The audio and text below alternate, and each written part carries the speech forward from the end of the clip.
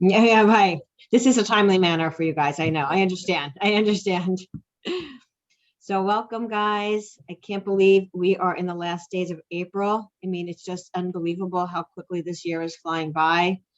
Um, and we're in just such a challenging market this year, but we are still in a great market, right? So um, it's all about getting the listings and about, that listings are king. They always have been, but more so today than they ever been. So we're going to talk a little bit more about that, but I also want to share with you some of the April acceleration activities. These should be put into place every single day, regardless of what month it is.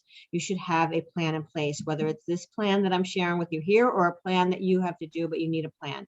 You need to focus at least an hour a day on income producing activities consistently in order to build your business. I mean, it's just the name of the game. So make sure that you have a plan in place, you have a calendar each week, and that you're following it to the best of your ability. I know real estate takes us in all different directions, and the best of plans get, turned upside down, but then you just have to regroup the next day and get back on track and continue to go forward. So our quote of the week: you can't have $1 million dream with a minimum wage work ethic, right? We have to, the harder you work, the luckier you get. So you have to really make sure if the amount of money you make is based on the amount of effort and the amount of work you put in every day and every week. And that's huge. So I think this is one of the most prevalent quotes that that I have, that I keep in front of me as well, because, your compensation is equivalent to what you put into your work every day. I mean, that it's just as easy as that. Less stress. I always say, right? I always say I'm going to go across the street, work at Starbucks. Nobody will remember my name. They won't have my phone number. When I leave at the end of the day, they won't even care. They'll be like, I don't even know who that was. I just walked out the door, right? But, there's a reason why that they don't have that same responsibility. So again, you really have to put the hard work in every single day in order to assure that you're going to get to where you want in our business specifically. Consistency is key. So I'm so excited, and I know you guys are too, to welcome Mary Cano on our call this morning. It's just so wonderful that she has taken the time out this morning to go over some of the things that we are experiencing in the market, in this challenging market. So I thought it would be great to have her on. And so welcome, Mary. Hi, everyone. It's good to see Hi, all of you.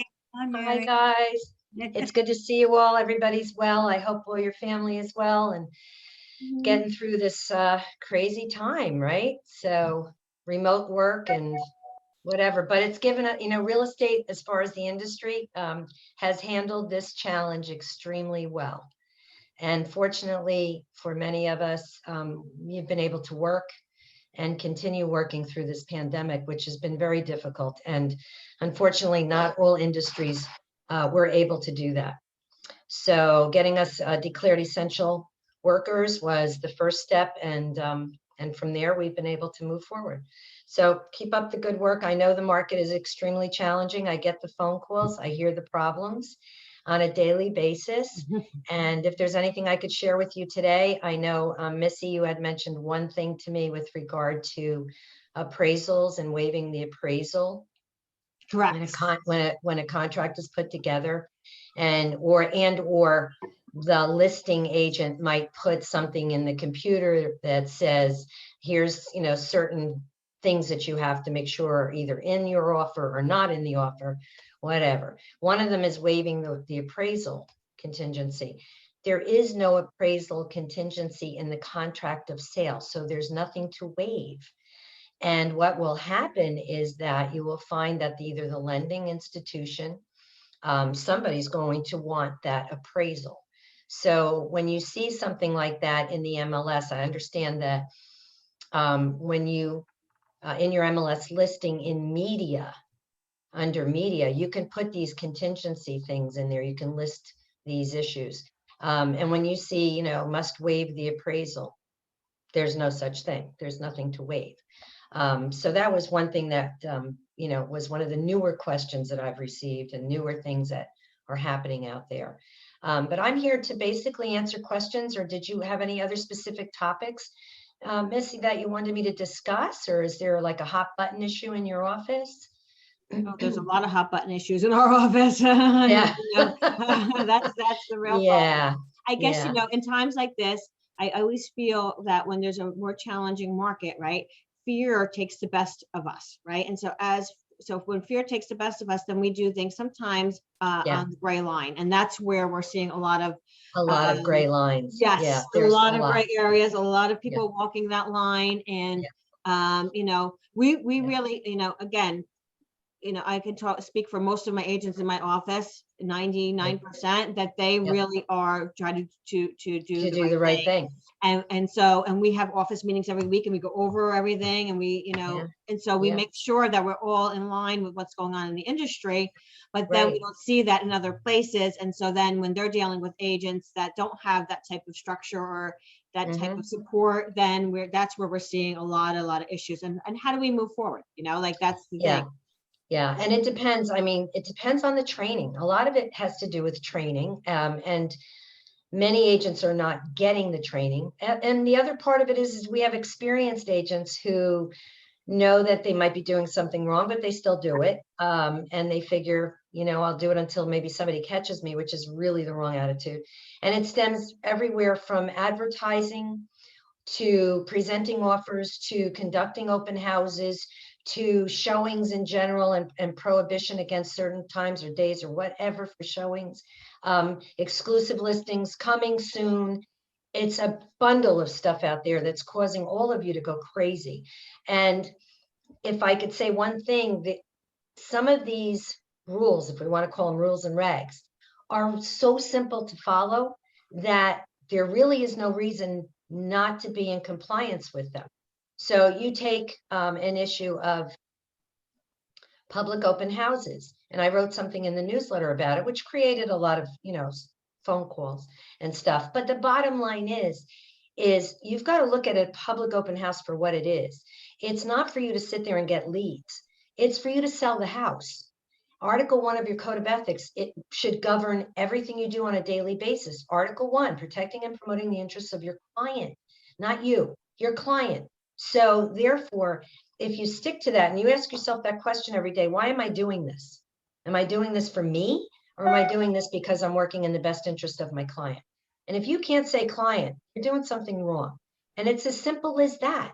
So you do a public open house and you restrict buyers from access to that public open house for reasons of your own.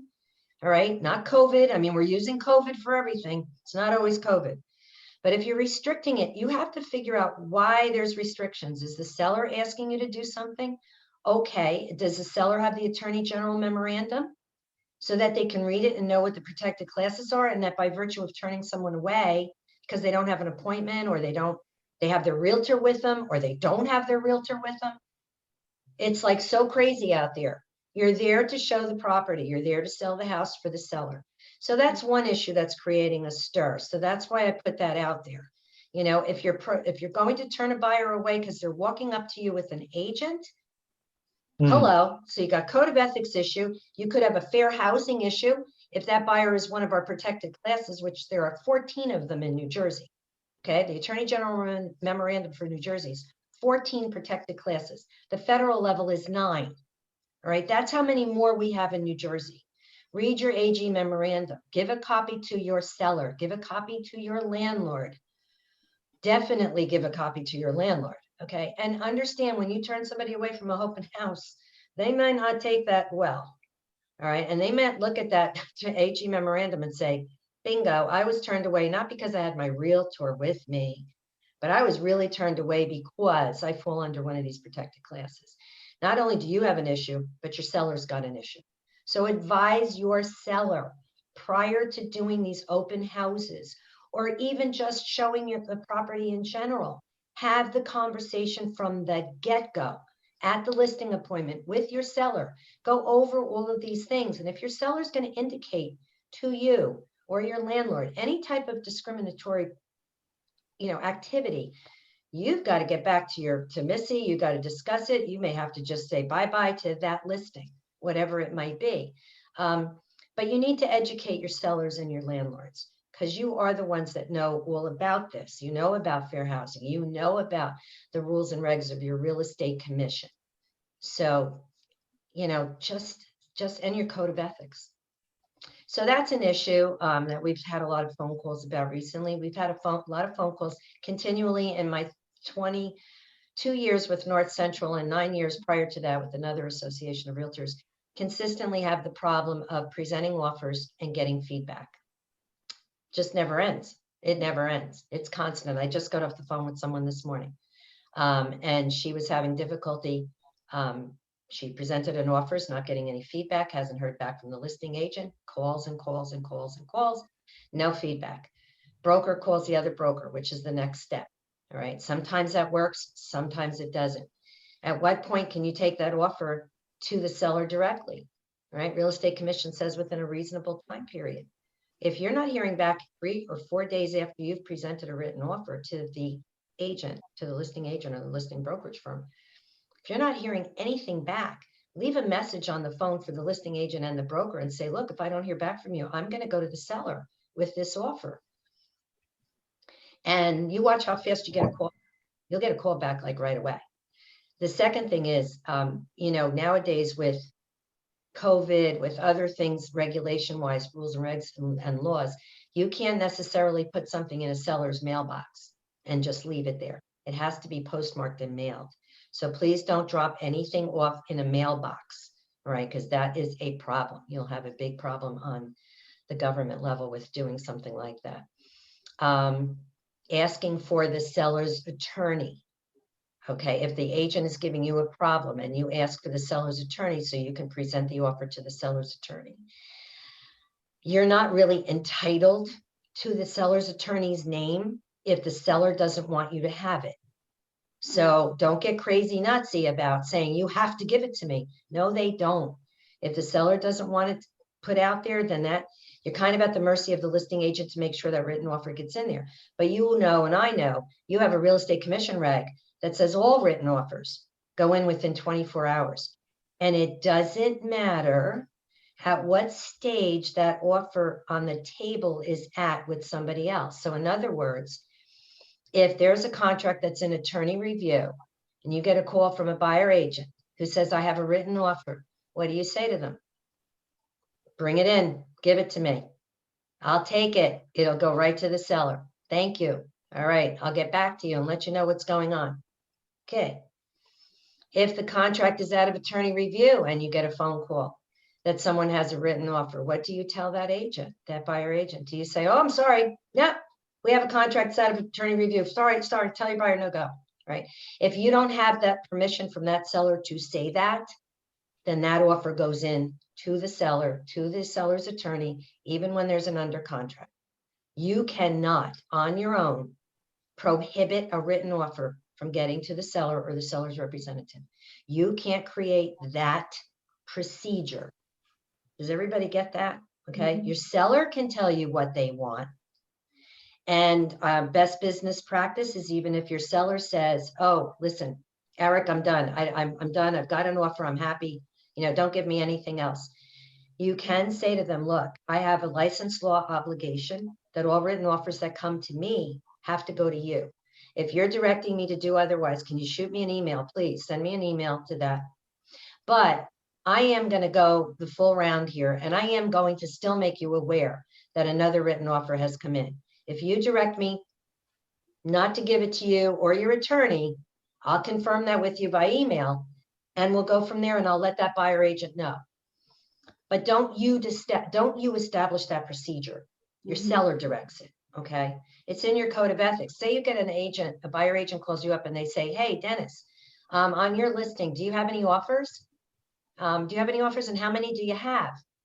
Do you automatically answer that question and say, oh, yes, there's offers? Do you automatically give them that information? No, in your code of ethics, no, your seller has to give you permission to disclose whether there are offers on the property, okay? Your seller gives you that permission. Another thing to discuss at the time you take a listing, get these little pieces all resolved ahead of time if you can, all right? Once an offer is accepted and under contract, disclosure is required. Okay. So I don't Mary, know can how I long ask you- you a quick question in Sure. reference to the attorney part? Because I always thought, it was my understanding that if you had an offer and they asked for the attorney, you'd give that, because why wouldn't you, I guess is my, right? Right. Could you, if they decline giving you that information, can you ask for it in writing from the seller? Is that something you can do, or no? You can ask for it. Seller's under no obligation to give you that, but you can certainly ask for it. As the listing agent, if you discuss these things ahead of time, you can avoid all the hassle when the offers do come in. And you could say, look, we may get offers that you're already dealing with offers. You may not want anymore. They may ask for your attorney. Do you have a problem with me giving your attorney's name out so the offers can go directly to your attorney? Most sellers aren't going to probably have a problem with that because it's their attorney, which they have great faith in, and the attorney will guide them accordingly.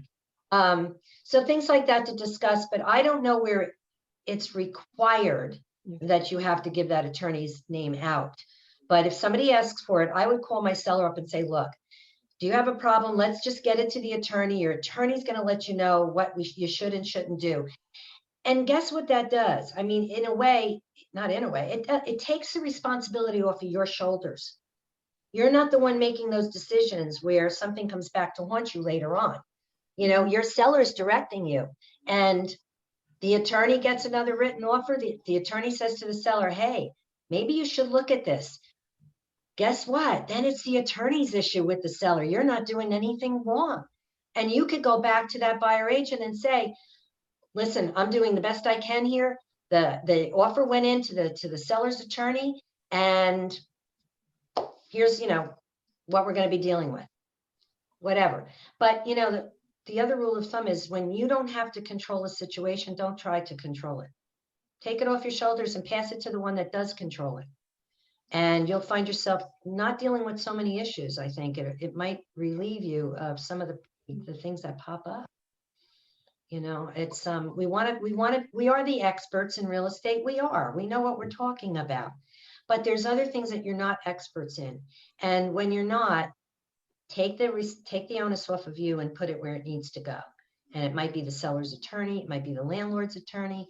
Talk to your broker all the time, talk to your manager when you have little issues that pop up. Yeah. That's great. Mary, I have a question, Mary. Sure. We'll get back to that. I'm a listing agent. Agent calls me up and says, how many offers do you have? I'm kind of reluctant to say anything. I said, well, I have offers. I'm not going to tell you how many. You don't even, by your code, you're not even really supposed to say that you have offers. It says you don't disclose that unless the seller gives you permission.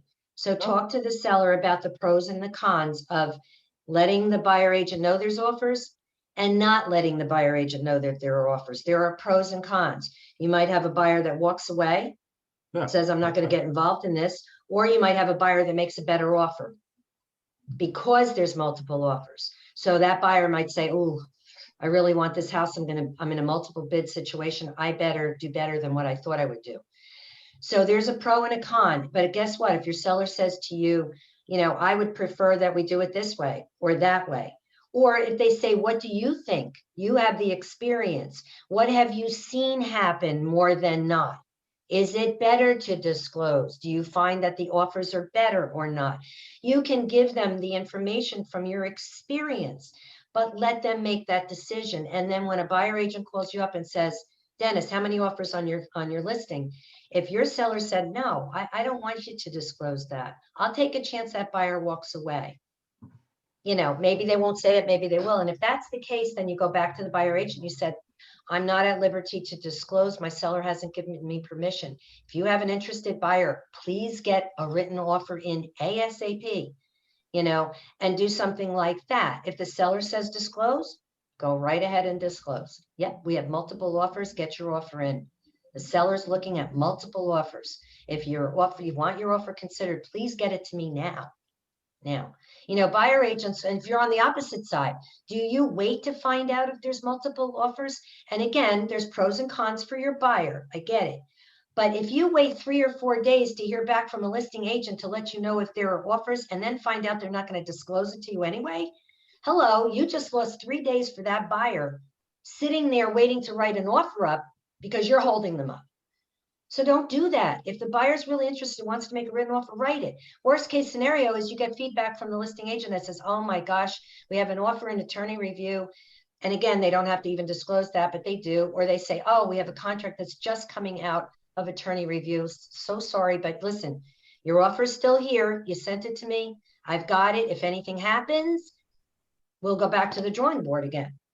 So don't wait 3 or 4 days necessarily, unless you have a policy in your office. And by the way, office policies are what you work by.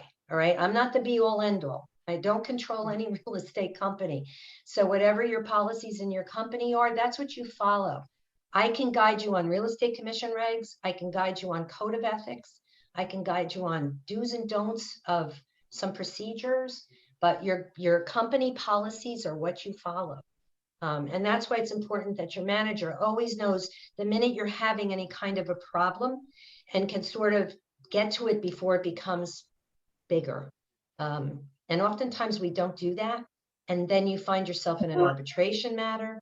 You got a procuring cause issue.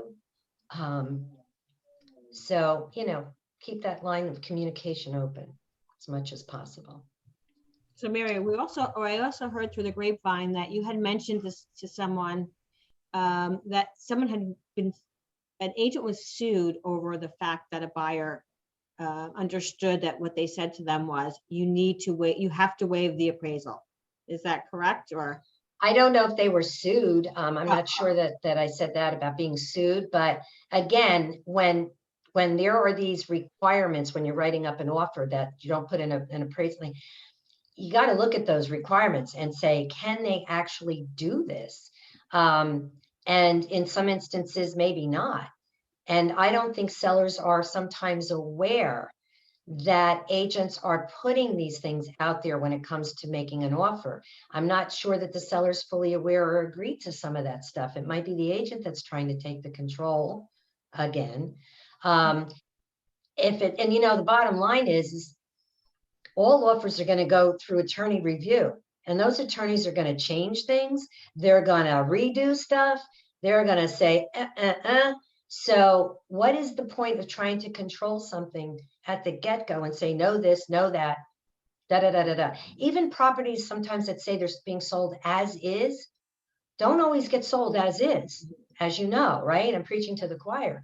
So, putting all these things that are out there now, all these little creative things that have been started since we've been in this new world of ours, just remember what's in your client's best interest.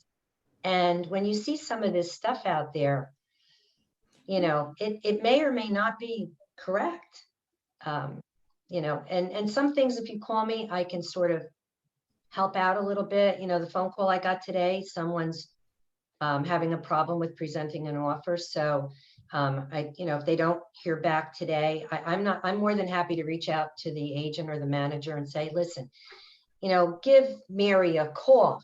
Would you please just reach out to her? She's got a written offer on your desk. And what's going on? Why is it taking you 4 or 5 days? There might be a legitimate reason, but it doesn't mean that you don't communicate. Communicate's one of our biggest problems. It's difficult. And make sure you're communicating with your buyer and your seller too. And don't just depend on email. And don't just depend on auto emails going out with new listings. You need to talk to them. We've had arbitrations where the buyers have come in as witnesses and have stated that you think you've got this great relationship going on, and the buyer sits there for the other company that they worked with and bought the house from, and they sit there and they say through testimony that you may have thought you had a good relationship, but I didn't think we had a good relationship. I'm the buyer. I didn't think we had a good relationship. As a matter of fact, I'll tell you why I didn't think we had a good relationship. First of all, number one, we never talked. Number two, I kept asking you questions and not getting answers.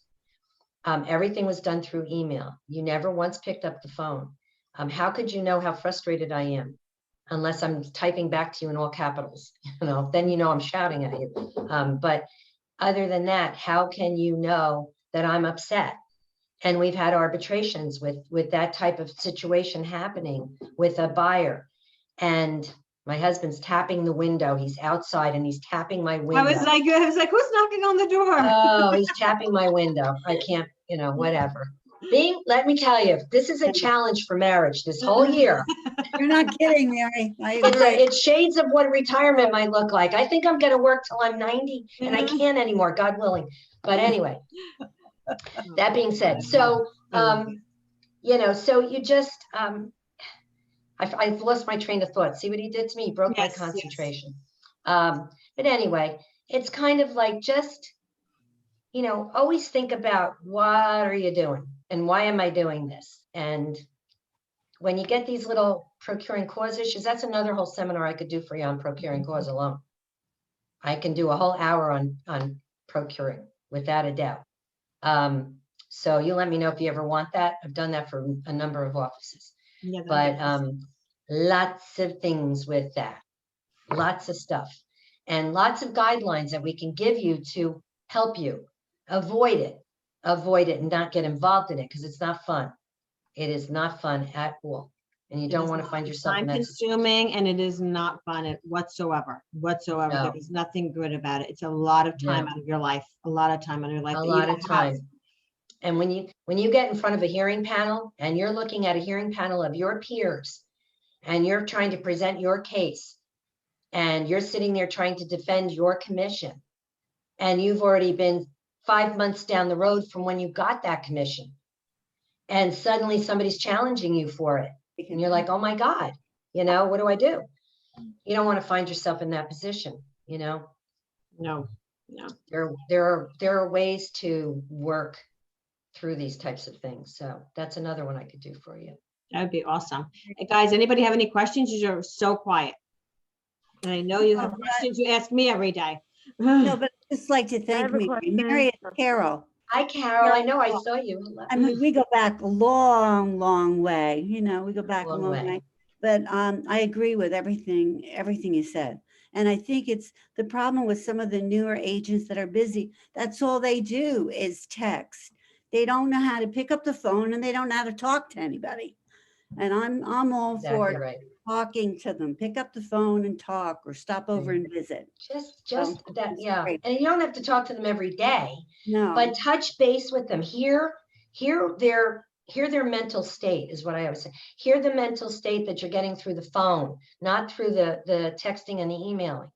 And like, again, I'm preaching to the choir. The buyers get in the cars and they start driving around. They're looking for for sale signs. They're looking for open house signs. If you don't have a really tight relationship with that buyer and they go to broker B, to agent B, and they tell agent B, hey, I've been working with Deborah. I am not going back to her. I have no intentions of writing up an offer with Deborah. Bad experience. I want to write up an offer with you. Do you really know, as you're sitting there at an open house, that buyer really had a bad time with Deborah? No. You don't. So how do you handle those types of things as they arise? There are things that you can do. There are ways to handle those situations on the receiving end of that type of situation, or on the opposite end of it, where you're finding yourself where there's another realtor involved with your buyer, or you're involved with a buyer that was with another realtor. So there are ways to handle that, and it would take a lot of time now to do that, but we can certainly set up something for procuring cause. My experience, Mary, is that they don't tell them. See, they don't say, I'm working with Deborah and I'm happy with that. That's where the disconnect is. They just say, hi, we'd love to put an offer in. And as if they just came out in the market that day, Exactly. And there are some questions that you can ask them. There's some things you can ask at an open house and set the tone right there. And if it's not an open house and you get a phone call, there are some questions you can ask that's not intrusive. And if they're working with another agent, it's not intrusive to ask the questions, because it'll give you a better idea. We do know buyers will walk in and say, oh no, I'm not working with anyone. No, never saw the house before. How did you come upon this listing? So happy you're here today. How did you find us? Well, we were driving around. Oh, so you're looking for a home. How long have you been looking? And depending on how busy you are at that open house, if you do find out they're working with another realtor, do you tell them, Okay, well, you can't come in because you're working with Missy or Jerry or whatever. Okay, you can't come into the house today. You have to come back with Missy. Okay, if I'm the seller and I was home and I heard my agent saying that, I'd be like, well, what are you doing? What did you just turn that buyer away? What if they never come back? What if you really turned them off? Hello. Okay, number one. Number two, the buyer walks in and again, they don't disclose anything. And again, you ask, how did you get here? Have you seen any other houses with any other realtor? Oh, great, you have. Okay, are you still working with them? Okay, well, here's what we'll do. Take a look around the house and come back and I'd be happy to answer a few questions for you. Okay. And then anything after that, because I do have to attend to others that are coming through. If you have any further questions, please have Jerry give me a call. I will be done at 4 o'clock today. I'd be happy to answer any questions that Jerry calls me with. Mhm. Now, you're following your code of ethics. You're still working in the best interest of your seller. You're not losing a potential purchaser, all right, by virtue of saying, oh, you can't come in or whatever, okay? Or you have to make an appointment. You're doing what's in the best interest of your seller, not you because you want the leads and you're going to turn somebody away because they're working with somebody else already. And that buyer, even if they are working with Carol, you might find in communication down the road that Carol's not really helping them. So, so there are things that you can do and get a little bit of information ahead of time to know, what you're dealing with. And then, talk to your manager, talk to Missy and say, okay, I think that, I know this buyer has seen the house. I don't know how many times they've seen it. And I know they've seen it with Mary. How should we proceed? They're not going to write the offer up through Mary. I need to do what's in the best interest of my seller. I'm going to write this offer, but we're going to have to deal with Mary. We're going to deal with Mary now, or we're going to wait till Mary decides she's going to file an arbitration down the road. So there are ways to handle things. And that's all, and handling these things at the onset oftentimes will eliminate a lot of hassle down the road. For sure. Jen, did you have a question? I did. Yeah. I had a question about the waiving of appraisal. So as an agent, if sometimes they give us these letters and they say, these are the things what we would like if your clients are interested. I send it to the client and I tell them, you don't have to do any of these things. This is just something that they're saying that they would like. Right. And then I kind of review them. And then if they decide they're comfortable doing a bunch of different things, like one of the things being waiving the appraisal, and I put it in there, am I liable for any reason if they can't appraise? I know for a fact, if they use the attorney that I generally work with, they really go in detail about it, but not every attorney is equal, right? So I don't know who's explaining what. Am I liable for that, for the waiving of appraisal if they can't appraise? Well, the problem with it is there's nothing to waive. It's not in the contract. And if you add that as a contingency to the contract or in an addendum, there's nothing to waive. So that's the issue. I mean, the buyer needs to know that there's nothing. I mean, the listing agent should tell us there's nothing to waive here because it's not in the contract to begin with. So what happens is the contract goes into attorney review. Now, at that point in time, if the attorneys get a hold of it and they say, and the buyer says, or they want to call their attorney ahead of time, and the buyer and the attorney says, there's no problem with this because guess what? As soon as it gets on my desk, that's not going to become an issue because we're going to attorney to attorney. We're going to straighten this out because guess what? The lending institution is going to want an appraisal. They need one because of the loan. So how do you waive the it? language, sorry. So the language of saying, I'm going to, if the house does not appraise at this value, I'm willing to pay this above the appraised value. That's what I mean. Oh, okay. That's a little waiver different. of appraisal, but as long as the house appraises at the list price, I'm willing to come up with the difference that's above. I've seen that in offers. Yes, I'm aware that that's been in offers before. If that's what the buyer wants to do, yeah. I mean, the buyer might want to consult with their attorney. But if they want to say, look, if the house doesn't appraise, we have a problem. Right. The seller might turn around and say, okay, I don't want this offer. I'm not taking this offer. Right. you Right, know. but if everybody, if it goes through all the process and it goes to the very end and the attorney tightens the language, but it still says that the seller is willing to pay so much more. I mean, the buyer's willing to pay the difference, Right. right? Give Then, up yeah, then cash if up that's what they front. work out, sure. Then I can't, I'm not, like, it's not my Not if deal, not if the attorneys are doing it, no. right? Because after I write it in there, I mean, the attorneys do what they're gonna do anyway. Okay, so I want to just make sure that I don't get sued for that. I and mean, it's I'm not- not an attorney, so Right. I'm not giving you legal advice. And I would say something like that, Missy, you want to check with corporate? I would check with corporate and see what they would prefer you to do when you're writing up an offer with something like that occurring. I would definitely check with corporate, because what's going to happen is if something, isn't copacetic, Weichert's going to be involved in it from the get-go. Their attorneys are going to get onto it immediately, and if there's any issues. So better to find out the procedure Weichert would like you to do when it comes to things like that, when you're writing up offers or you're having those types of situations. A little guidance maybe from legal counsel at corporate would be helpful for you guys for that. I would defer to them, because again, I'm not an attorney, and I can't dispense any type of legal advice. We do have a legal hotline, but our legal hotline is strictly that. It's a hotline that can answer questions. It's an attorney's opinion, but we always preface it with the fact that you need to check with your own company counsel. When there's a legal question, we always recommend that to be done. And we always tell our members that the legal hotline does not represent you in a transaction or in your business. So in other words, when you get an answer from our legal hotline, don't be under the assumption that that legal hotline is your attorney, because it's not.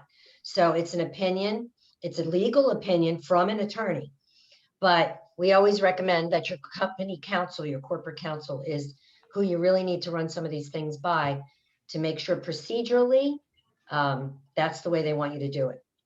Because, company counsel, if they've been their counsel for years, they know case histories that are out there. They know the lawsuits that have occurred.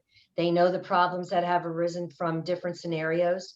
So corporate counsel is always, there for you to reach out to. They'll probably get mad at me for saying that so that they don't want a lot of phone calls. But the reality is they need to know before, not after something occurs. Yeah, our corporate counsel answers the phone. Hi, Missy, how can I help you today? That's how he answers the phone, unfortunately. But you know what? That's okay. That's all right. I'd rather him say that to me, that at least I'm getting that guidance, than have him call me up and have him call me and say, Missy, we have a problem, or Mary, we have a problem. Absolutely. Yeah. So I'd rather have the reverse. Yeah. Hi, Mary. This is Lori Kaplan, and I have a question regarding multiple offers. Hi. Hi. So at a time when we're getting so many multiple offers on properties, I feel like listing agents, and I'm guilty of this, I'll tell another agent that there are offers, and I never ask my seller if I could disclose it. So if you're going to be asking that during the listing appointment, should there maybe be an addendum so that you're covered? Because now all of a sudden you raised a question to them, and if it was to go south, I don't want somebody to come back and say, well, I never told you to say that, or I told you to say that, when it's not what happened. So maybe an addendum could be added to our listing. You could do that. Absolutely, Lori. It's that good old, CY, CYB, I call it. But anyway, yeah, because again, I'm calling attention to it. Yeah. When you're talking about these things with your seller and you're jotting down the notes, okay, so it's in your notes, but yes, you're right. The seller could always come back and say, wait, I didn't tell you that. So it's always good to either have the seller sign off on something, an initial, that this is the instructions that you've worked out with them and they agree to. Absolutely. You can also do another thing. You can also say, I am going back to my, my office or my workstation, and I'm going to send you an email with the things that we talked about, and you're going to confirm to me with a response email that everything that I've noted to you was what we discussed and you agreed to. And you can have that confirmation email from them as well, as long as the email has their name on it and some identifier on there. And that could help you too. But yes, if you want to have something that you get them sign off on, again, talk to Missy. I don't know, if that's necessary, as opposed to just confirming things with them, via email after the fact. But either way, yeah, I mean, Can I exactly, ask especially, something that could maybe add to that too as well? Mhm. Because we're all listing it, coming soon, then the Yeah. showings start, and then the offers are coming in. So if we had that, we would know what they want us to say. But then Right. at the point where, showings stop, like, what is our legality on that? Like, okay, they only want to show it till Sunday, Right. and after 5 o'clock, highest and best is due by Right. Monday at noon. Right. And then what? Like, are we Okay. allowed to say that? Are we allowed to put that out there? If Are we allowed if to? the And then they seller, say no more showing. We're if the not an sell, attorney well, review. We right. have an accepted offer, but Yep. it hasn't So, been executed yet. It right. gets into all that craziness. So maybe an Mhm. addendum is a really good idea to add all these There could be, contingencies too. if that's what your company feels would be a good way to go, absolutely. Yes, there's issues with multiple offers. Yes, you'll see that showings will take place between such and such a time, and then no more showings after that. Okay, that's fine. If that's your seller's wishes, that Okay. as of Friday, they are done. And I will give you a caution on that. Nothing's ever done until it's done. So if the seller says, yeah, you know what, Cheryl, as of Friday, do highest and best, I want to be done. I'll look at all the offers and we'll respond and we'll get it done and we'll be finished. And then lo and behold, on Friday or Saturday, another written offer comes in. What do you do with that written offer on Saturday? You tell Or the the seller phone about calls it. you're getting to show it. Yep. Because And now then the you're phone, right. still getting phone calls, even if it's in attorney marked, you're still getting phone calls to say, hey, can I show it? And because If I know yours, some people say yes, some people say no. So right. I think getting Again, get maybe it that in, get response something, get that in directive writing. from that your seller says, stop showing on Friday, May 4th or whatever. I want showing stopped. We'll do a highest and best. Get that confirmation in an email or somewhere in writing. Say, could you please send that to me so I have it? So it's, right in front of me at all times. Whatever you have to say, Right. but yeah, you want to confirm things like that because your license law is one thing. Your seller's instructions are another. So if your seller's asking you to do something that is contradictory to your license law, you absolutely should get that in writing. And your license law says all written offers up to closing go into to the seller or the seller's representative. So you don't control that, the seller does. And you can tell the seller that. So I need it from you, seller, in writing to me so that I can follow what you are instructing me to do. And I don't have an issue with my license. Okay. And just clarify, make everything nice and clear. Remember, a very wise person told me this many years ago, and it's so true. If you feel the slightest inclination of discomfort of someone telling you something to do, and you feel uncomfortable doing it, or you don't think it's the right way to do it, okay, then it probably isn't. And you should listen to that inner self that's telling you something. There's a reason for it. So discuss whatever's making you uncomfortable with Missy, and talk about it so that you're covered all the way around. And if the seller asks you to do something and you're like, whoa, whoa, whoa, time out, explain to the seller, here's what my license law says. If you're directing me to do something different than this, I need it in writing from you. It's easy breezy. And if the seller says, well, I'm not going to put this in writing to you, you might have a bit of an issue there, and you have to try to encourage your seller the best you can. I mean, what can you do? But you have to just say, look, I can't jeopardize my license. How can we work this out? Maybe we talk to your attorney and let's see what your attorney says about this procedure that you want me to follow. Is it really in your best interest? So try to think of how you can work yourself through the situations where you're not the be all end all necessarily. And try to avoid, potential problems maybe that way. Same thing like Real Estate 101. If they ask you about demographics in a town, if they ask you about crime statistics, do you need to give them that information? No, you can tell them to find it in the reliable source of the township. Okay, so you don't have to do all of that stuff sometimes. You can direct them to where they need to find that. You know, if they want to know the composition of the school, you know, okay, you know, well, hello, wait a second, are we getting into a fair housing situation here? You know, so you know what you know when you're in it, you'll get that feeling, and when you get that feeling, that's I've always listened to my gut. That's what that's what I was told when I started out. Listen to your gut. You'll know if something doesn't feel right. You'll know it's not the right thing to do. Mary, it's Carol again. I think I do have a gut feeling that I did something wrong. I had an open house at my son's house on Sunday. We had a lot of people, Yeah. and we knew that offers were coming in. So I did get a couple good offers, and I thought, well, we're not going to go through this again because it's a hardship for my kids. They have a cat and they have a dog. So we said highest and best by Tuesday at 5 o'clock. Okay. Tuesday at 5 o'clock. All right. So Tuesday at 5 o'clock, they made the decision. They didn't take the highest one. They took the, They took what was best for them. because, Right. because best we for them. thought, yeah, and we thought that the other one was going really high, you know, just to get the house. So we went with the lower one. Now I have that on the seller's remarks, highest and best by Tuesday. Should I take that off now? Because I don't want to hurt my son because it's his house, because maybe another contract might come in within the 3 days. Can we still accept something within 3 days? Because I am working for him, but that might be, you know, having agents not show it because I Right. said that.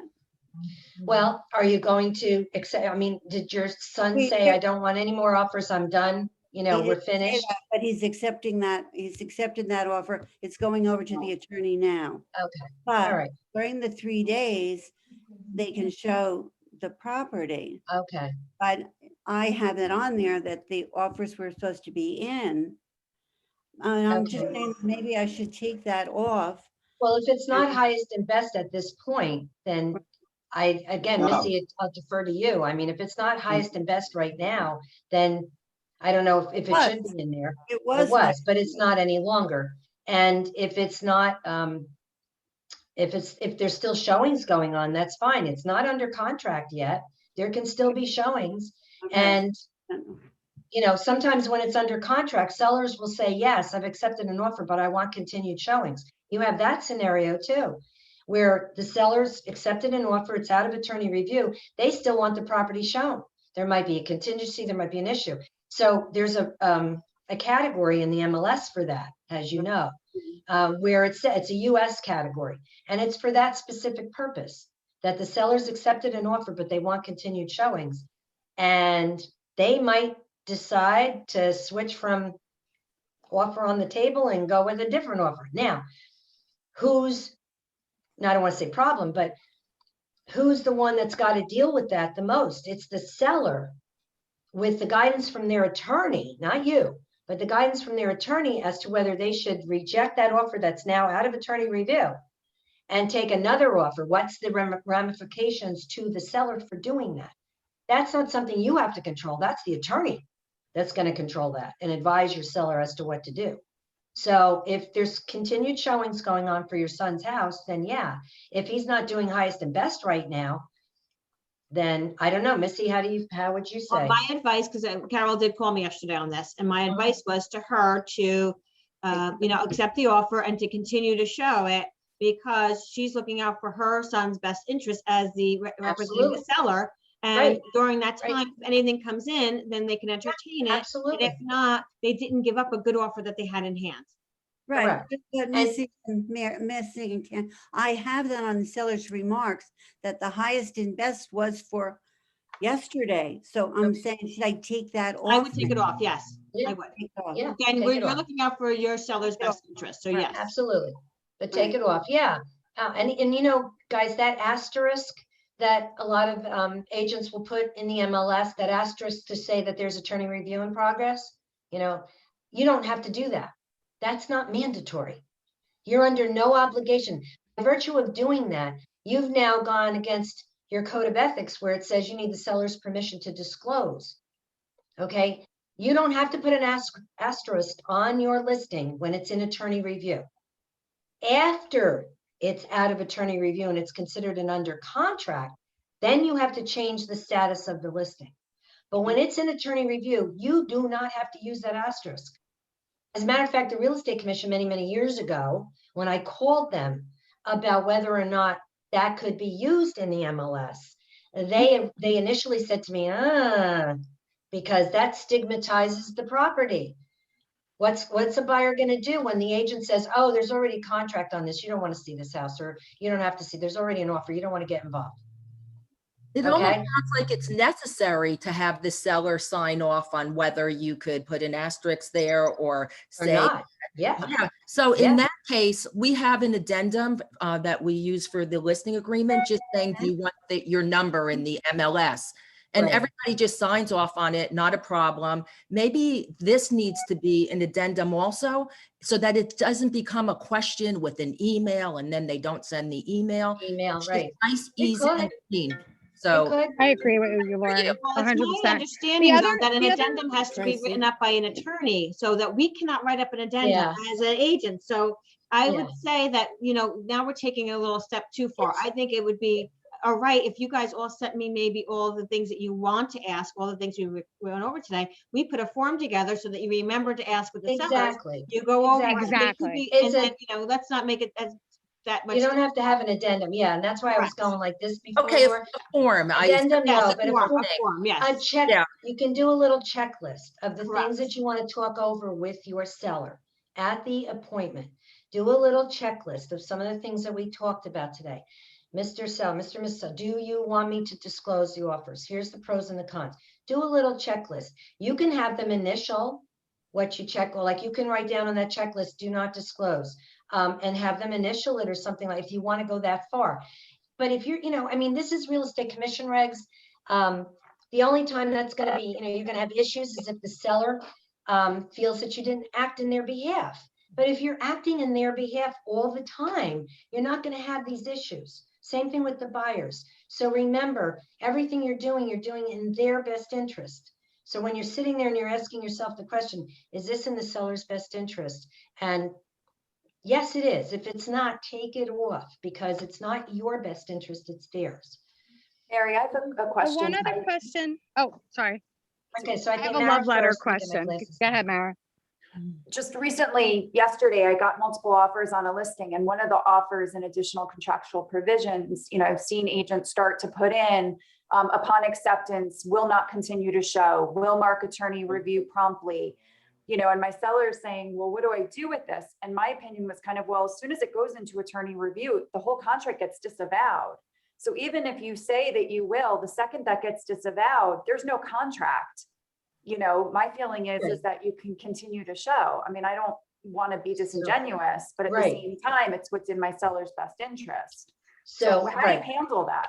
So you can say, I mean, again, I'm not an attorney, so I don't know if I would go into the legal part of it. I would say to the seller, with an offer like that coming in, I might say to the seller, look, my license law requires me to present all written offers to you within 24 hours of me getting them. If there's anything different than that, for instance, like this offer is asking you now to shut down, basically. Okay, do you want to do that? Do you want to shut down showings and everything else that's going on right now, if you know, with what this offer says? And at that point, the seller might ask you a few more questions or whatever, or you can say, look, if you want to reach out to your attorney and find out whether or not this is something you should obligate yourself to, that's up to you. And you can explain like what, you know, what attorney review means. And during that time period, any offer that comes in, your seller can go from one to the next, to the next, to the next. Buyers can do the same thing. They could pull out, they could stay with it during, you know, during that process. So really your seller just needs to be the one to give you the directive, and you can just explain to them, Mara, that, you know, listen, this is my requirement. I have to give you all these written offers. This offer is asking you to stop everything. This offer is asking you to pull back and consider this offer and not show your house anymore, which you don't have to adhere to. And then let your seller, if they want to consult with their attorney or whatever, or ask you, you know, your thoughts about it, you can tell them, look, you can have every right to continue to show while you're considering this offer, and give them the information And then let them help you, let them make the decision. You help them try to come to the right decision there, which probably will be to continue showing the property, because number one, it's only an attorney review. And number two, why wouldn't they continue to show unless this is a seller who feels that I'm one and done. I'm one and done. I'll take this offer. Good. I don't have to show my house anymore. I don't want to show my house anymore. I'm one and done. All you can do is advise what's in their best interest and give them all that information. And then if they're confused, they might need to talk to their attorney. It's just hard when you're an attorney review and you know that either party can cancel for any reason. So it's kind That's of exactly like, right. why would you even if stop you the agreed to process? it, why would you Stop if- it? Right. Yeah. Is it real? It's not. Honestly, truly, can anybody here say that that's in the seller's best interest to do that? No, it's really not, unless the seller wants it. And I don't know how many sellers are going to want that. I mean, you might, with COVID, maybe you're going to get somebody who's going to say, I don't want to show the house anymore. I'm done. Oh, thank God I don't have to show the house anymore. I don't know.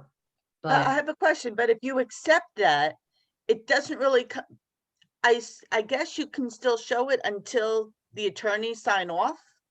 Because it's Right, really until they're not, under contract. Because the contract's disavowed. Nothing in there is binding anymore. the You seller have no can contract in attorney review. exactly. In attorney review, a seller or a buyer can walk away from an offer at any point in time while it's an attorney review with no, I don't want to say I'm not an attorney. I don't want to say with no repercussions, but basically, as opposed to it being under contract, at that point, if a seller wants to pull out or the buyer pulls out, there may be problems with doing that just like that. Okay, they might have a monetary problem there where the seller says, I'm not releasing them from the contract. They're going to owe me money if we do that, because I took my house off the market all this time and now I'm behind the 8 ball. There's more repercussion after it's under contract. While it's in attorney review, it's like Mara's saying, nothing is solid on that offer until the attorneys sign off on it, and then you have a contract. So why would a seller want to pull their house off the market during that time period? So if you have an offer and in the offer it says you're not going to continue to show this, you're pulling your house off the market, and that's it, bingo. All you can do is guide your seller as to what's in their best interest, what happens during attorney, all of that, and then let them tell you what they want. And maybe, they're going to want their attorney's opinion on it. So that's fine. And the attorney might come back and say exactly what Mara said. No, why should you take your house off the market? You don't have an offer. You don't have anything yet. So, you have an offer, but you don't have a contract. It's just hard if the buyer's agent is saying that's part of the deal, right? Like, we're going to offer you X if you do Y, but you're asking for something that can't really be done. Right. And again, if you go back and you say to that buyer, I'm sorry, the seller's not going to agree to this. Because there's, talk to your lawyer. It's not a valid request. It's not really going to happen. So yeah, you might have to get, some attorneys involved in that whole thing, and get their guidance on something like that as well. I've heard of that before. And most of the time, I've heard that the sellers rejected it. They've just rejected it and said, listen, if this buyer's interested, they'll put in an offer without that contingency. And if they're not, and they weren't that serious to begin with, and maybe I'm better off not getting involved with them. Right. So, there's different ways. Yeah. Can you discuss love letters? Oh, love letters. yeah. Oh boy, I'm not getting pushback, but I understand the situations that you're in with these love letters where the buyers are insistent. The newsletter that I put out about liability letters, now called love letters, I put that out. Information was directly from NAR. So NAR did a white paper on love letters, liability letters.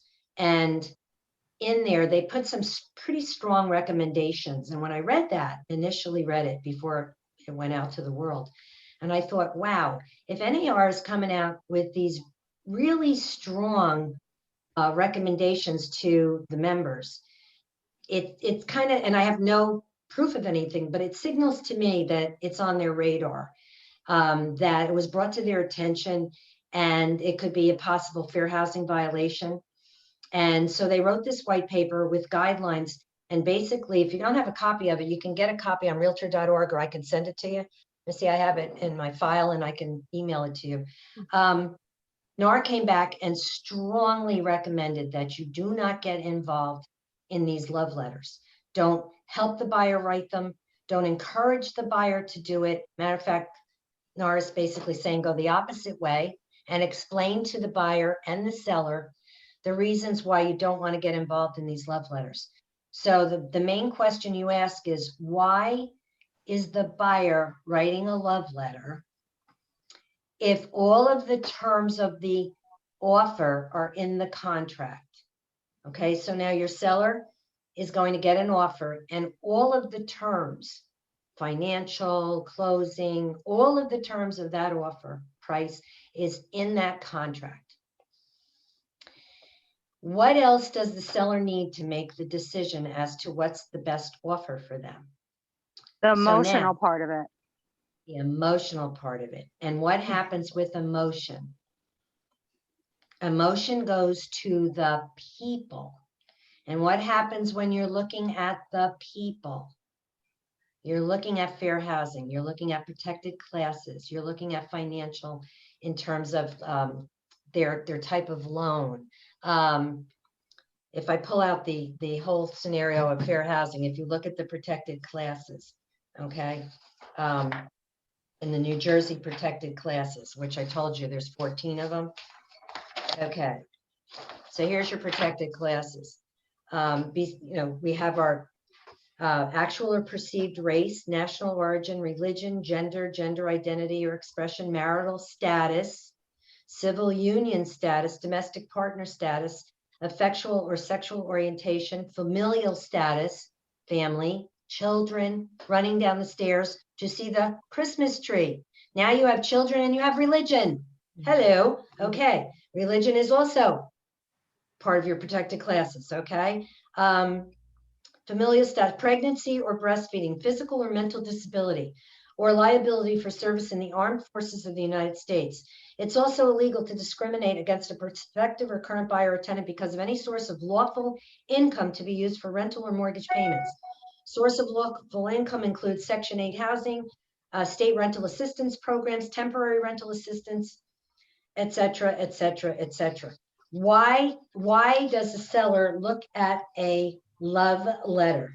What's in the love letter? Talks about the people.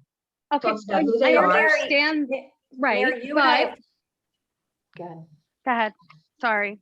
Mary, you and I have talked about this. We spent hours on the phone talking about this because Yeah. I'm very passionate about the use of them.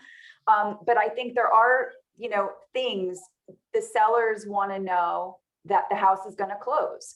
They want to know if a buyer has ties to the community, if they grew up in the town, that's not a fair housing issue. They want to know what kind of jobs they have, if they're stable jobs, if they're, there are pieces that are not exactly tied, but they just want, sometimes I've had sellers, they just want to know that the beautiful new kitchen that they put in, that somebody appreciates. They want to sell it to the person who appreciates their design sense. I know. Right, so how is that discriminatory is my question. not. Everything she just said, how is that discriminatory? Because if that's the case, then you know how many people are discriminating against the FHA ones because we know they're more difficult to get accepted. Is that considered discriminatory? It could very well be. It could very well be. But it can't be because we know how difficult our experience shows us. An FHA loan can be shot down unless you fix X, Y, and Z in order to get the loan going through. Right. So how is that not in the best interest of your seller to tell them FHA can put more stringencies on you than a regular conventional loan? Yes, they can. So how is that discriminatory? Well, I'm not saying it would be considered discriminatory if it were taken to court. It might be, because yes, FHA loans might be different and difficult as VA loans, the same type of thing. I just had a broker call me up who is in that type of scenario right now. has a perfectly good qualified buyer, worked in the armed forces, did 9 tours, okay, is using the VA loan because he's got it because he was in the service, okay? And the seller was going to accept that offer until another one came in, and they went over to the other offer instead. Now, did the seller do anything wrong? Is it discriminatory? Maybe not. I mean, maybe the seller was doing what was in their best interest based on financial status or purposes, yes. But you don't always have that scenario with love letters. If you're looking at an offer and in that offer, there is their financial qualifications that were certified by a financial institution, that they are qualified for the loan, that they have jobs, they can support the property, the price of the property by virtue of their income, and they have the ability to afford the home and to pay for the home. Okay, why do they need to know whether they're involved in the community in order to sell the house? Because they might. Because it would be a more reason for them to move to the Because why? neighborhood. More apt to Because it would be, close. it would Then be they're a making- more reason Then they they're have to go making a there. decision, then they may be making a decision that could fall under fair housing. That's So all. what that- do you that's do all when that you have Nara's saying. 5 offers that are exactly the same? They're all around the same price, they're all 20% conventional, or they're all FHA, or they're all the same closing date, they're all the same terms. How is the Then you- seller supposed to make a decision based on Then what? generally they're going to go back with the highest and best. That's what they're going to do. And then they're going to go based on price. If all the terms are the same, they're going to go based on price. If they're going to make a decision because somebody has a family and they have children and you're a part of that, and someone else that had an offer in does not have children, okay, and protected class, and comes and finds out that they did not get that offer, even though they were all on equal ground, but they didn't get it because they don't have children. Okay, I'm but just then, saying. but what happens? So here's the opposite. I have a rental. I have amazing clients, perfect credit, willing to pay more. We're the first Right. ones in, pillars of the community, and we're told they didn't get the rental because they chose a veteran and they wanted to thank him for his service, period. Is that allowed? All I can tell you is your prospective tenant that didn't get it, they have absolutely the right to go and follow up and do whatever they need to do with that if they feel that they were discriminated against. But is that You're- discrimination if somebody chose somebody because they were a veteran? Says service in the armed forces is part of the protected classes, so That means you can't discriminate against them, not that you can't. Does that mean you can't use that as a reason to? they could file. I don't know where they would get with it, Mara.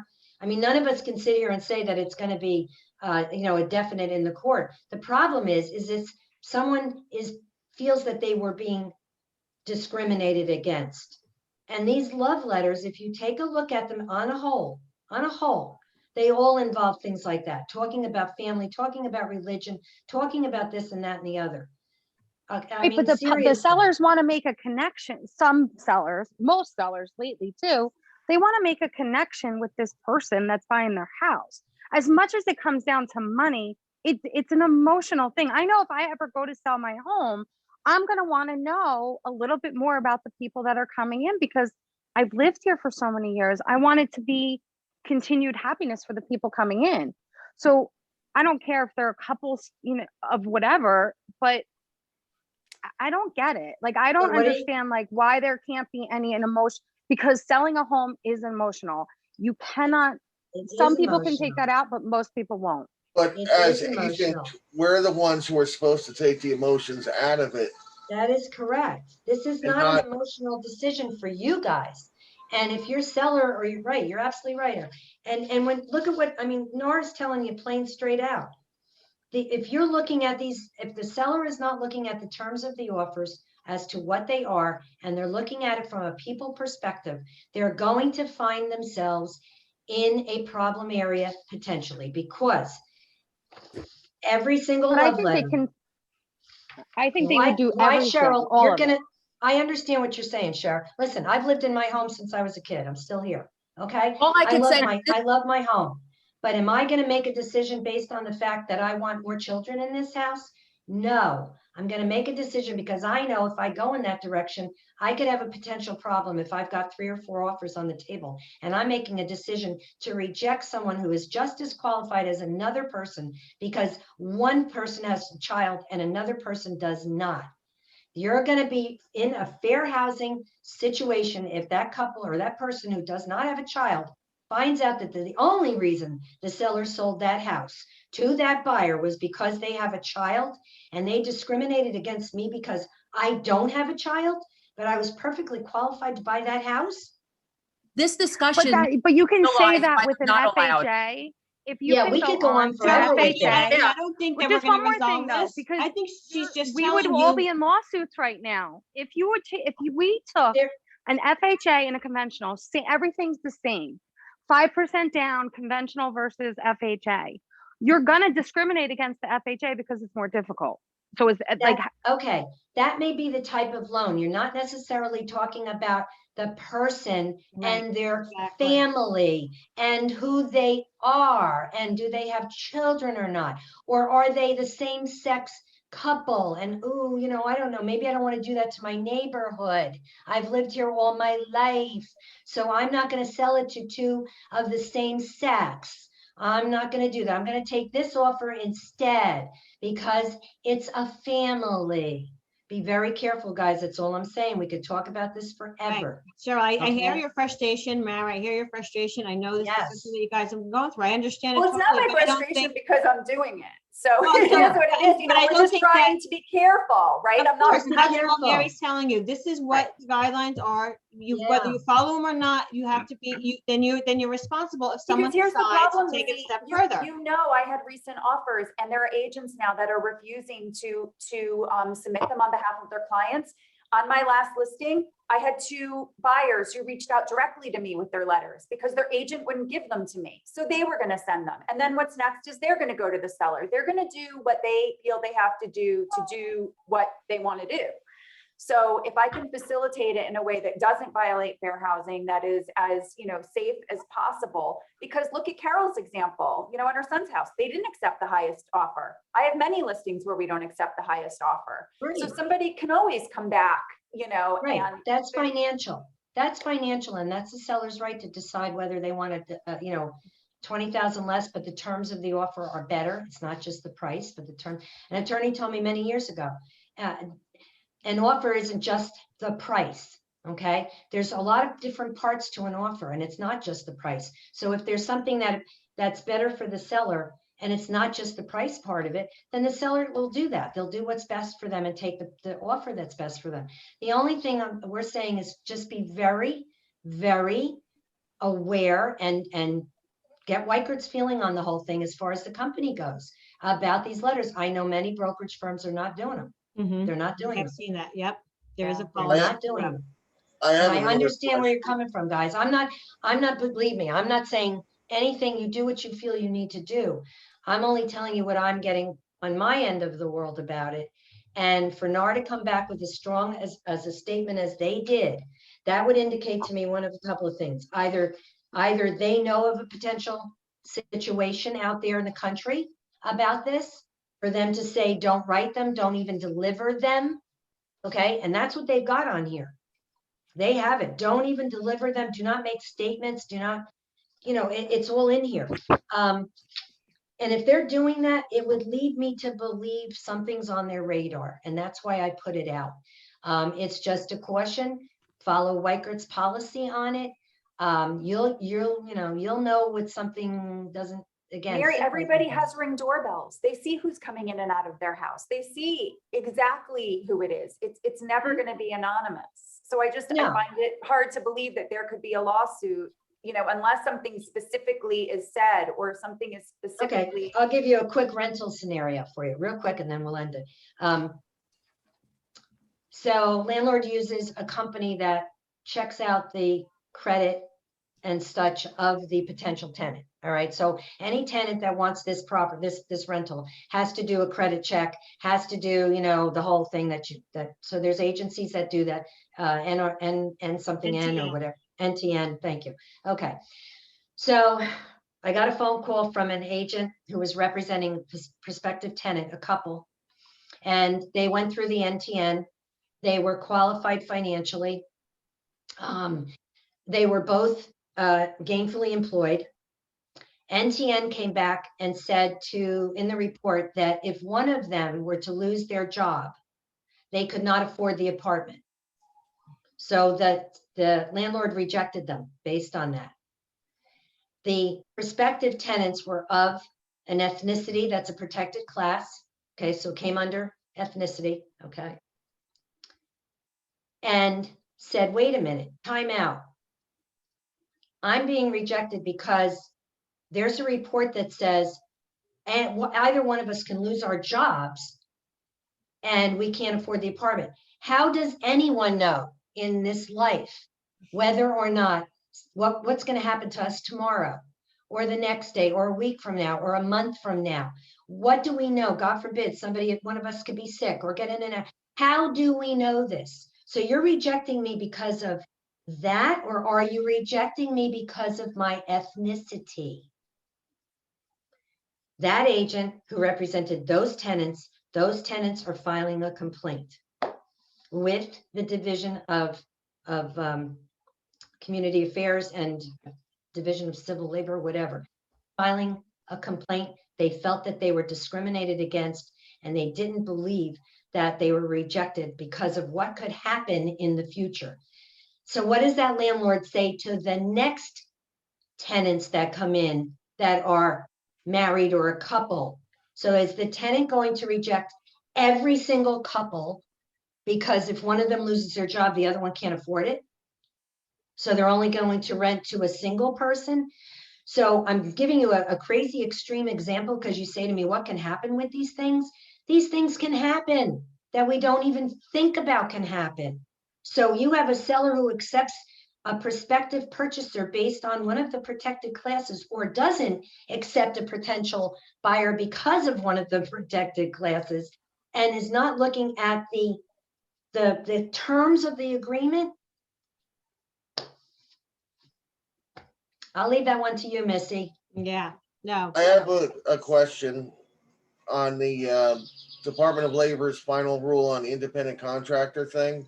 Not done yet. Okay, so Not done yet. We Nothing don't have to worry we do about. not have a ruling on the independent contractor status yet. all right, so they're extending it past May 5th. It's in process. That's all I can tell you. Okay. Hold on a minute. I'm going to process. ask a question.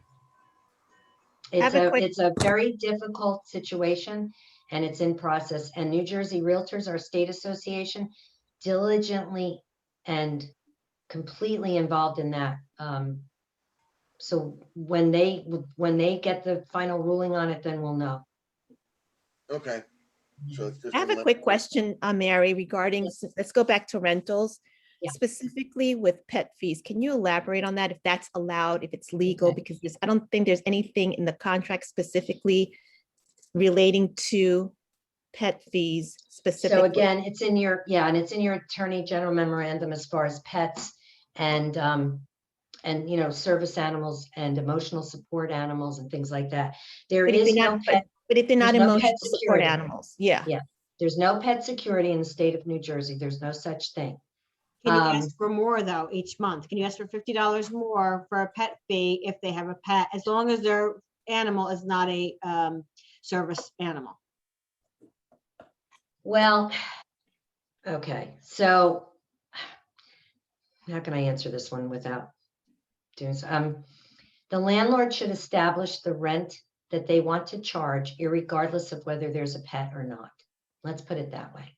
The landlord should just say, look, I've got my apartment for rent. Someone could come along that has a pet. Am I going to reject all pets, or am I rejecting, some pets?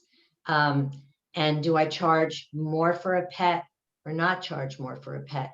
So the landlord should incorporate probably into the rent what they feel would be a sufficient $10 a month more. I don't know. And I'm not saying that that's what they should do. And I'm not recommending that amount of money. And I'm not saying anything like that. I would just say that, if the landlord feels that they'll accept a pet, but that they're worried that the pet might damage the property or do something, well, you do have a security deposit for that. So that's what the law is going to tell your landlord and you guys.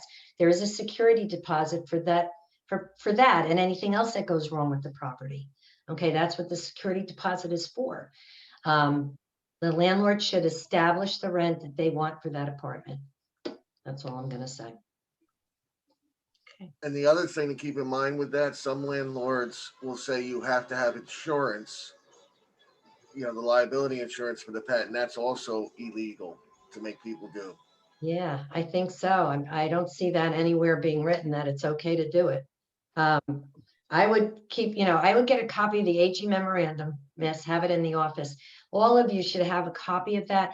It absolutely should be handed out to your sellers and to your tenants. I mean, your landlords, sorry. They should, the minute you meet them, you put out your CIS form, throw that one out to them as well. Give them a copy of that. That should be presented at all listing appointments. It's really important that they know, no, there's so many of us in New Jersey that don't know the protected classes. You would be amazed at how it just doesn't come up. I mean, we're in the real estate business, we know it, but the average person out there does not really know, you know, what those are. And they don't think they're doing anything wrong, you know, so. Yeah. But So bottom line, Mary, a landlord could charge a pet fee. I would say no to that. No, she's saying I if would say no. they're gonna allow pets, then instead of charging or asking for $1,000, then they should be asking for $1,050, assuming that they're getting someone with Or a pet. $1,000, And that's you know, what's $10. for everybody, and that's for everybody. Because, yeah, understand they have a security deposit, and that's all that they're supposed to have is Yeah. the security deposit. That's it. There's nothing else anywhere that says anything extra other than the security deposit that I'm aware of. And I could be wrong, but I haven't seen it. So only I would thing- say, look, you know, you're going to have a rental. Say to your landlord, what do you feel is the rent you want for this apartment with everything you want to take into consideration? Mhm. Just tell me what you want me to list that rental at, and I will do so. The only other thing they can do, like HOAs will do it, they can have a yearly registration fee for an animal. Yeah, If they like- HOAs, yeah. Also be aware that some of the condominium complexes have their own rules about pets, which may not be something that can be abided by. I know a condominium complex where a friend of mine lives. She sits on the board of the complex there. You know, she sits on that board, and they had it. One tenant moved out, and they sublet it, and the tenant that moved in had a larger dog than the previous tenant had. And they told the tenant, no, I'm sorry, you can't sublet the apartment. We're not going to allow you to. Your dog is, you know, 25 pounds instead of 10 pounds or whatever, and it's bigger, et cetera, et cetera. And that tenant didn't accept that and fought it. And that tenant's in that apartment right now. That's all I'm going to say. So, Mary, yes. I have just to change the And this subject will be for a our minute. last question, Jeff, just because we're running late. Oh, thank you. We saved the best for last, Jeff. I've heard a whole bunch of things about this one credit course that we have to take Yes. for housing. Yes. And some people took it separately from the 12 credits that we initially took. Yes. Is that right? If you look at, Yes. I So went on here's this what morning and here's what looked you up. have to do. Does everyone know how to look up their education record in a site called PSI? P as in Peter, S as in Sam. Yes, I've shared it with them, and I do it with them if they have trouble, so. Okay. If you go to that site, when you go to that site, make sure you're in the right cycle, which is 2019 to 2021, real quick. And then pull up your record, and at the top, you should see a box with green bars going across. There'll be 4 categories there. The first one will show you how many hours you've completed. The second one will tell you code of ethics. The next one will tell you fair housing. If you don't have 4 solid green bars going completely across, you have not completed your continuing education. You will probably have to add that extra hour on. Okay? Thank So you. you've got to look at PSI. You have Yeah, to. I did this morning and I was Okay. there. Okay. Okay, I And had did you all have- four, but people Jeff? were saying no. So No, then you're I'm good. Wait, Jeff, Missy, it's Lanny. When we took the course through Wykert, it included that one credit Yes, correct. for fair housing. Jeff, Correct. you took that.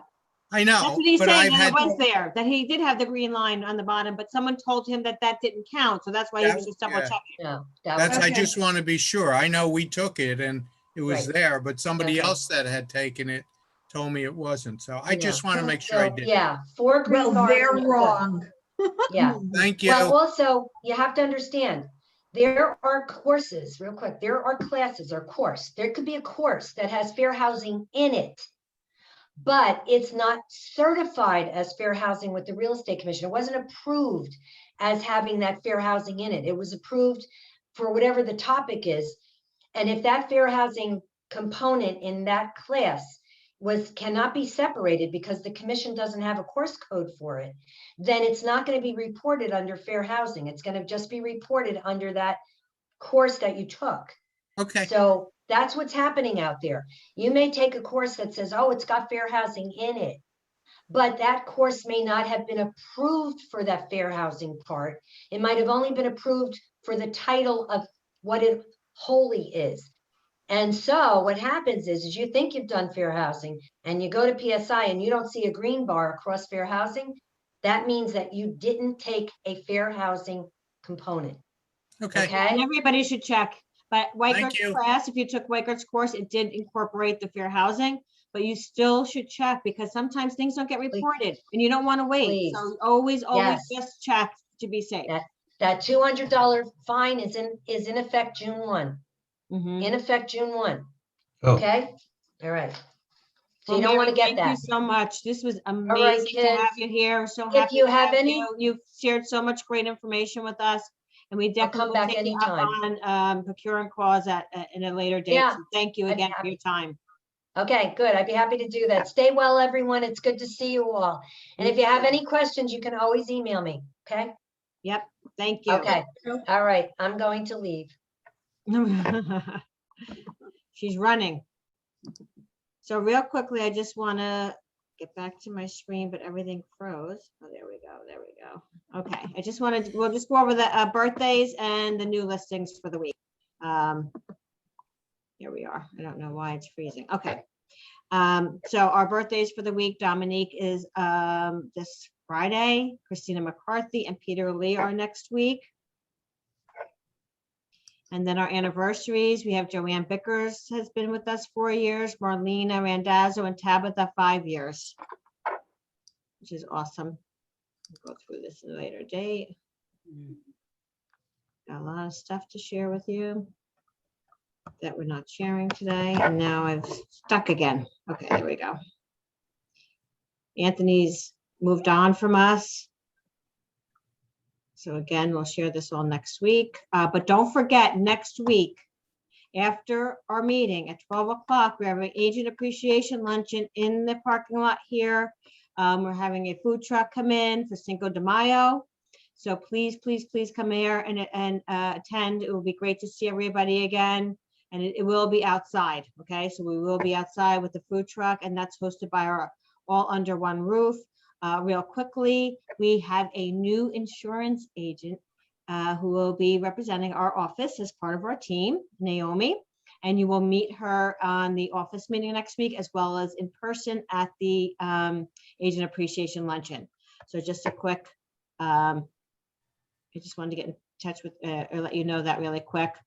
Missy, is that instead of Bobby or? Bobby, yes, Bobby moved into another position within insurance. So Naomi will be taking over. She has experience with a lot of different companies, State Farm in the past. Forgot what other ones. I'm sure she'll share it with you. But yeah, she seems really amazing, and she's happy to be part of our team. So can you send us all her contact info? I will do that. I will do that. Hopefully she'll get it to me today. She just got through training for us and is just getting on board. But I met her yesterday and really, really sweetheart. And, you know, I told her what we are looking for. I was very, I said, listen, I'm very upfront and I, you know, especially with setting up an expectation. And so this is what our office needs. and you will be super busy if you do these things. So she was on board. So Morris Plains has 3 homes active. I know it's crazy. You think I'd be used to this by now. But others, we're getting up there again, 60 homes in Parsippany, 55 in Morris Township, 57 in Rockaway. I mean, but then you look at how many went under contract in the past 30 days and it's basically a wash. So yes, we are still in a crazy active market and very low, very, very low inventory. So new listings that we have, Christina McCarthy has 17 Ridgeview Terrace in Jefferson Township. Brenda has 626 Gregory Ave in Clifton. Mark Farley has 53 Victory Court in Victory Gardens. Carol, 11 Brookview in Denville, which is, I believe, her son's that she was speaking about earlier. So there is a contract on it, but if you want to show it, she's going to allow you to, okay, based on our conversation. Dominique Skura has 5215 Veterans Drive in Rockaway Township. That is a 55 and older community. Kristen Muller, 2 Ann Street in Clifton. I believe that one is already under contract.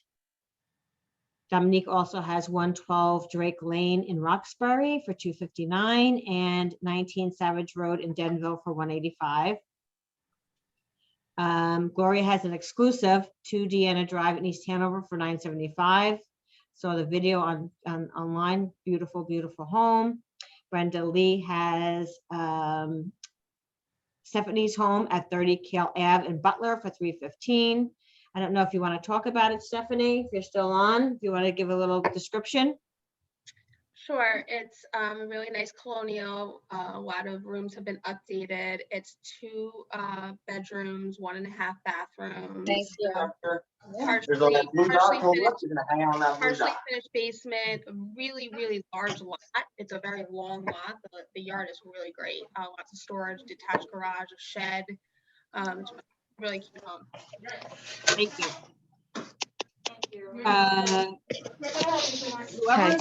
Let me just. So apparently these are broken, but I need a new one of those. And this one I'm just not gonna get. Okay, thank you, God. Vin has 2 in Richard Mine Road, both exclusive. 322 Richard Mine Road, Z8 and M3, one for 225 and one for 175. So reach out to Vin if you're interested in either of these properties. And also, oh, he has a 3rd one, and N4. Vin has a lot going on at Richard Mine Road, guys. So you have someone interested in that, in those condos over in Rockaway, please reach out to Vin for more information. Anyone else have anything coming soon on the horizon in search of? I do. I have 2 coming soon next week. I have one in Wharton. That's a 3-bedroom, 2 full bath. It'll be listed at $390, 1-car garage, nice flat yard. Then I have another coming in Parsippany, Denville mailing address, 4-bedroom, fully renovated. Uh-oh. We lost her. I have a couple coming on in Denville, 2 lakefront and Cedar Lake, both 4-bedroom. One will be like 500, the other will be 7. And then I have a office building coming up in Denville, which really big. It'll be 3 million. Oh, wow. Awesome.